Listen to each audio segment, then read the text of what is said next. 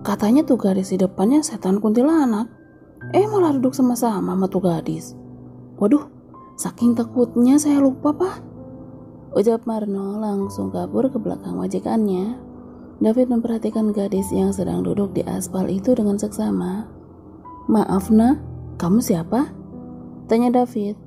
David Hardata adalah seorang laki-laki yang pemberani. Mau setan atau manusia, David tidak pernah merasa gentar melawannya. David melihat ke arah istrinya karena gadis yang ditanyainya itu tidak menjawab. Setelah pun berjalan mendekat, "Kamu baik-baik saja, Nak?" Sapa Stella sambil mengelus punggung Raya yang terlihat naik turun karena menangis. "Apa tadi mobil kami mengenaimu, Nak?" Tanya Stella sekali lagi, namun kali ini Raya memberikan responnya. Dia menggeleng tanpa mengeluarkan suaranya.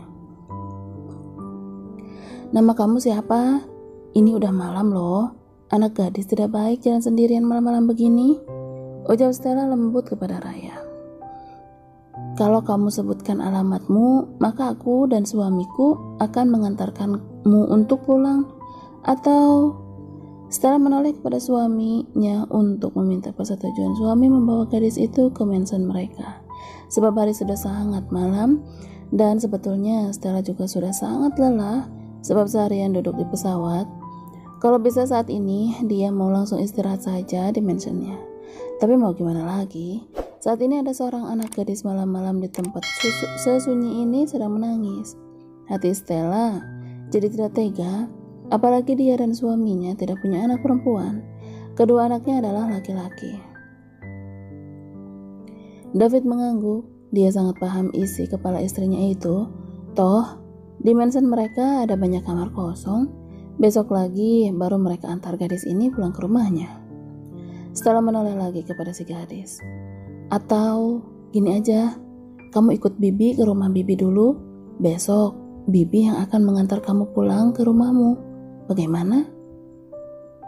"Bibi baik sekali," ucap Raya yang akhirnya mengangkat wajahnya yang penuh air mata itu. "Ya ampun, kamu kenapa sayang?" Stella langsung iba melihat mata Raya yang sudah sangat sembab karena menangis. Rambut gadis itu pun acak-acakan. Raya yang sedari tadi menahan semua kengiluan hatinya karena ditanya akhirnya melepaskan tangisannya kepada Stella. Raya pun meraung, "Sayang, bawa masuk mobil aja, udah malam ini," perintah David kepada istrinya. Stella pun mengangguk dan memapah Raya yang sudah sangat lemah itu ke arah mobil. "Sayang, kamu duduk di depan aja ya," pinta Stella kepada suaminya. David yang sangat mengerti keadaan saat ini tentu saja mengikuti apa perintah istri tersayangnya itu. Akhirnya Raya pun pergi bersama pasangan suami yang baru saja dia temani. Sebenarnya Raya juga tidak ingin pulang malam ini. Dia tidak ingin kedua orang tuanya melihat keadaannya yang pasti sangat berantakan. Belum lagi bajunya yang tidak sama dengan yang ia pakai waktu berangkat kerja tadi pagi. Di dalam mobil, Raya hanya tertunduk diam sambil terus menangis tanpa suara. Air mata itu bagaikan tidak mau berhenti, terus membanjiri pipinya. Tidak perlu waktu lama, akhirnya mobil yang ditumpangi itu sampai ke sebuah garasi yang sangat besar. Mereka semua pun turun dari mobil itu. Ada banyak sekali mobil di dalam garasi itu. Pantas saja garasi itu hampir sama besar dengan parkiran yang ada di mall. "Ayo masuk," Stella mengajak Raya yang untuk masuk. "Bi, tolong ambilkan air," teriak Stella kepada pelayannya begitu masuk ke dalam rumah. Raya memperhatikan rumah yang sama besar itu, dan hatinya dia hanya berpikir bahwa masih saja ada orang kaya yang sama baiknya dengan orang tua angkatnya. Raya benar-benar tidak ada firasat apapun tentang rumah yang didatanginya ini. "Ayo, duduk dulu, dan ini diminum." Stella menyerahkan segelas air kepada Raya. "Kalau kamu tidak keberatan, bolehkah kami bertanya nama kamu siapa? Dan apa yang kamu lakukan malam-malam di jalan sepi seperti tadi?" Tanya David yang terenyuh hatinya melihat keadaan gadis yang terlihat sangat menyedihkan di depannya. Raya menatap wajah orang-orang baik yang menolongnya sambil sesekali sesegukan sebab hatinya masih ingin menangis saat ini. "Nama saya Anulika Rayana, dan saya tadi diculik oleh seseorang dan dilecehkan. jawab Raya lalu menutup wajahnya. Dilecehkan? Stella sangat kaget mendengar apa yang baru saja Raya katakan. Pantas saja dia terlihat sangat berantakan, gumam Stella dalam hati. Apa yang mereka lakukan kepadamu sayang? Ujar Stella sambil merangkul Raya. Kita harus melaporkan hal ini ke polisi. Bujuk Stella, dia paling tidak suka jika wanita mengalami pelecehan seksual. Dan saat ini, salah satu korban dari pelecehan seksual itu ada di hadapannya. Raya menangis semakin kencang dan menggeleng. Stella mengelus punggung Raya. Kamu tidak perlu takut, nak. Aku dan suamiku pasti akan memberikan pelajaran pada bajingan itu. Ucap Stella geram, tapi Raya tetap menggeleng. Kenapa Raya? Kenapa kamu tidak mau melaporkan penjahat itu? Apa dia orang kaya sehingga kamu takut? Ujar Stella yang semakin geram jika ada orang kaya yang notabene pastilah orang yang berpendidikan tinggi tapi memiliki mental asusila seperti itu. Raya tidak menjawab, tapi tangisannya malah semakin kencang. Stella sampai terenyuh karenanya. Kasihan sekali kamu sayang, ujar Stella yang benar-benar merasa simpati kepada gadis yang baru ia temui ini. Selain dia adalah orang yang kaya, Bibi, dia juga merekam perbuatannya pada aku tadi. Dia bahkan mengancam aku menyebarkan video itu ke internet jika aku sampai buka suara. Jawab Raya dan kembali menangis.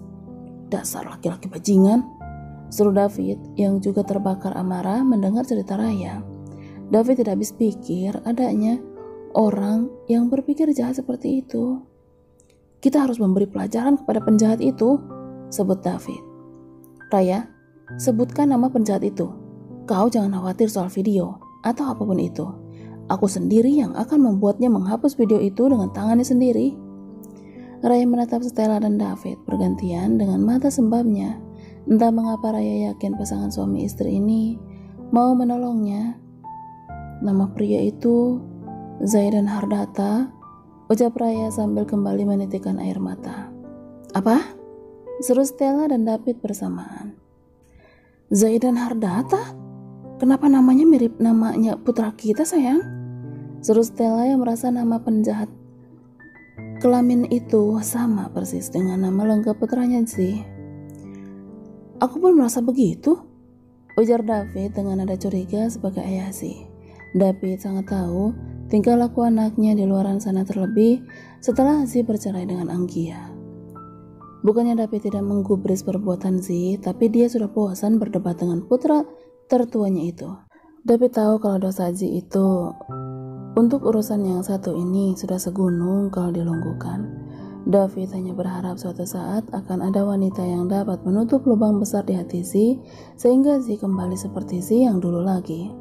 Seperti dirinya saat ini yang akhirnya menemukan Stella yang dapat mengubah arah kiblat hidupnya selamanya.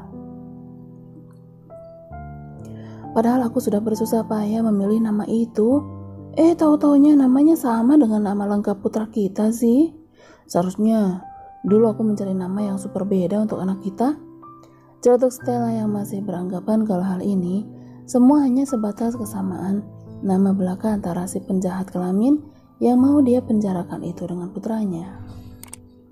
Zee, ujar Raya sambil memandang ke arah Stella dan David dengan tatapan tidak percaya. Jangan sampai, gumam Raya dalam hati sambil menggigit bibirnya sendiri. Kenapa Raya? Tanya David yang semakin yakin Zee pastilah penjahat yang diceritakan Raya. Mendadak David merasa kepalanya berdenyut kencang. Jangan sampai itu benar-benar dirimu sih, gumam David geram dalam hati. Kalau sampai itu dirimu, kau akan merasakan kemarahanku yang tidak pernah kau rasakan sebelumnya. Orang itu juga panggilannya Zee, sebut Raya pelan, yang kini mulai berpikir kalau jangan-jangan pasangan baik hati yang menolongnya tadi adalah orang tua dari bosnya yang brengsek itu. Susah payah aku kabur dari sini, tapi saat ini aku malah kembali ke rumah ini. Rintih Raya dalam hati. Seluruh tubuh Raya langsung menjadi lemas, padahal ini hanya baru tebakannya saja. Tapi bukankah hidup memang selalu tiba-tiba bisa saja ia terjadi random begitu saja? Semoga ini hanya kebetulan. Harap Raya tipis. Raya sungguh berharap nama mereka memang sama, meskipun itu satu berbanding mustahil. Tuan Muda Zi mana? Tanya David dengan suaranya yang terdengar berubah pada salah satu pelayan sambil masih menatap pada Stella sang istri. Tuan Muda ada di ruangan kerjanya, Tuan Besar, jawab si pelayan sopan. Pergilah sayang, bawa Zi kemari. Mana tahu dia bisa membantu Raya menangkap penjahat itu. Aku yakin Zi pasti bersedia membantu gadis malang ini, ujar Stella dengan polosnya. David hanya bisa menggeleng-geleng sambil memijat pelipisnya. Kasihan Stella, kalau sampai dia tahu kalau penjahat itu benar adalah putra kami. Lalu David menatap Raya dengan tatapan yang penuh dengan rasa bersalah. Apa yang telah putraku lakukan kepada gadis ini? Aku sendiri yang akan menghajar wajahnya hingga dia tidak akan berani untuk meninggalkan mansion ini, ucap David kepada Raya, lalu langsung meninggalkan ruangan itu. David berjalan ke ruangan kerja Zi sambil menahan gemuruh amarah yang siap untuk diluapkan kepada Zi jika sampai memang prasangkanya David benar. David membuka kasar pintu ruang kerja Zi membuat si pemilik ruang kerja itu terkejut dan langsung menutup laptop yang sedang dilihatnya sedari tadi. Ayah? Seru Zi kaget melihat ayahnya yang seharusnya datang besok dari Amerika untuk mengunjunginya dan adiknya Dennis. Saat ini sedang berdiri sambil menatapnya dengan tajam. Angkat tanganmu Zi dan jangan bergerak, perintah David kepada putranya yang masih bengong. Maksud ayah? Tanya Zi bingung, tapi tetap mengangkat tangannya. David berjalan mendekat ke arah meja kerja Zi, lalu membalikkan laptop yang ada di hadapan Zi ke arahnya. Dek, jantung Zi langsung berhenti. Cuplikan adegan ayahnya mencoret namanya dari daftar ahli waris keluarga Hardatap mulai bermunculan di kepala Zi. Habislah aku hari ini jika ayah melihat video itu, batin Zi. Dia ingat tadi dia belum mematikan video itu. Zi baru saja selesai menyalin video itu dari memori kameranya ke laptop dan sedikit menonton ulang isi video yang ia rekam tadi. Ayah, Zi berniat ingin mengalihkan perhatian sang ayah, tapi tidak bisa karena ayahnya sudah memotong perkataan Zi yang bahkan baru keluar satu kata itu. Diamlah Zi, bentak David dengan sorot mata membunuh. Kluk. Sekali lagi Zi menelan salivanya. David ini perawakannya memang tampan, tapi aura membunuhnya sangat kuat. Maklum, David adalah mantan ketua mafia yang terkenal di Italia. Dia baru meninggalkan profesinya itu saat berjumpa dengan Stella, seorang gadis Indonesia yang tulalitnya tingkat dewa. Demi Stella, David bahkan rela mengganti nama belakangnya agar masa lalunya tidak terus mengikutinya. Dan inilah David sekarang, tidak lebih dari mafia insaf. Kelak, Zi langsung menelan salivanya dan masuk dalam mode silent. Zi sangat mengenal ayahnya. Bukannya sang ayah tidak sayang kepada anak-anaknya, tapi kalau ada orang di dunia ini yang tidak bisa dibunuh oleh ayahnya, maka jawabannya pasti adalah hanya ibunya Zi yang bernama Stella. Itu artinya, baik Zi ataupun Danis tidak punya kartu suaka di mata David. David membuka laptop Zi dan menghidupkannya, tapi matanya masih tetap menatap Zi dengan tatapan membunuh. Karena laptop itu adalah laptopnya orang kaya, tentu saja tidak butuh waktu lama untuk kembali menyala. Apalagi Zi memang sedang menonton ulang videonya tadi. Dan ketika ayahnya masuk ke ruangan kerja Zi tidak sempat mematikan video itu dan hanya menutup layar laptopnya saja. Rahang David mengeras begitu tayangan perbuatan asusila putra tertuanya itu terpampang jelas di dalam layar laptop itu.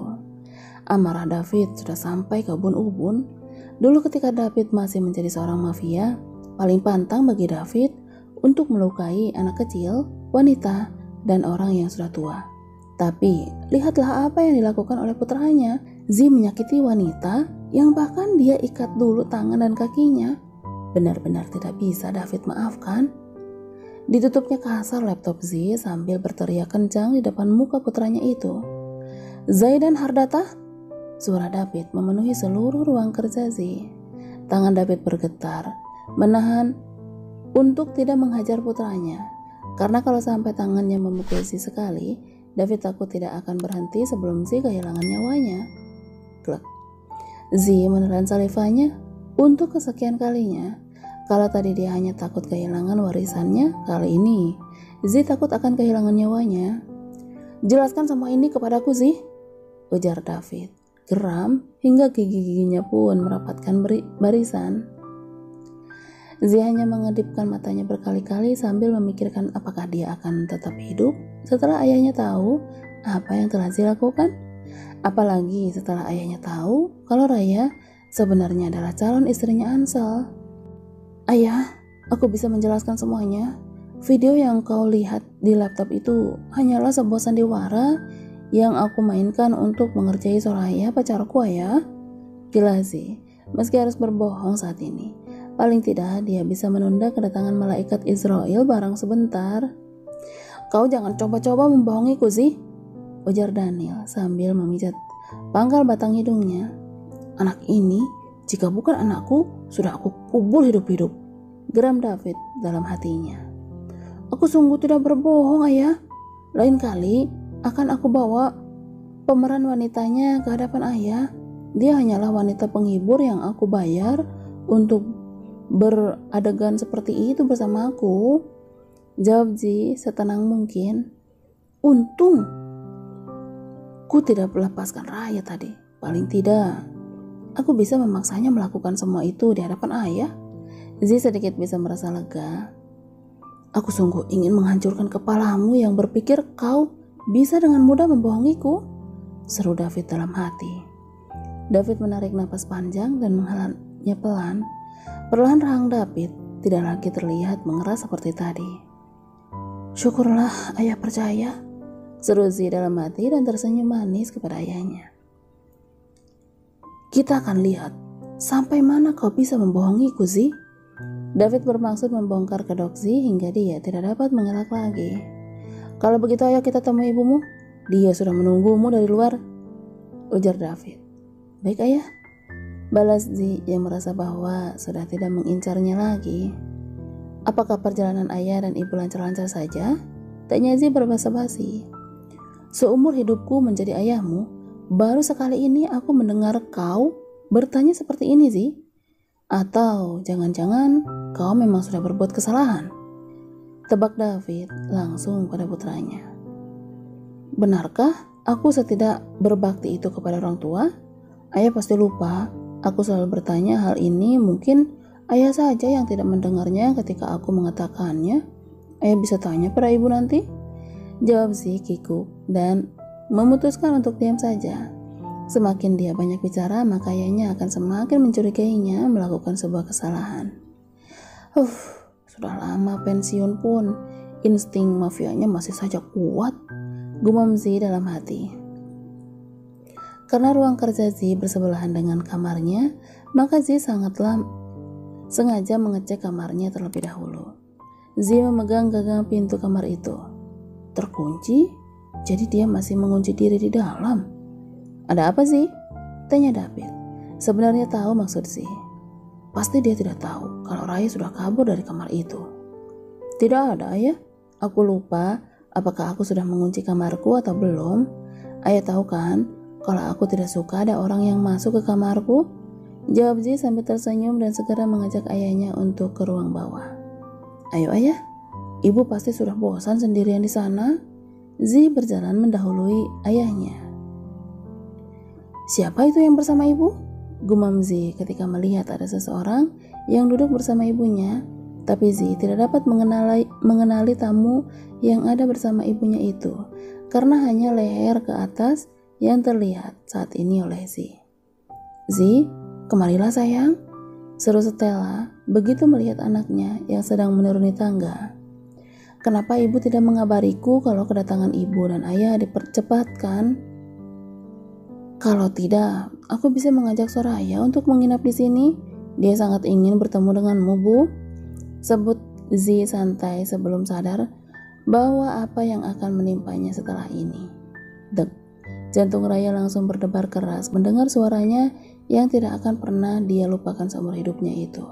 Tubuhnya kembali gemetar hebat.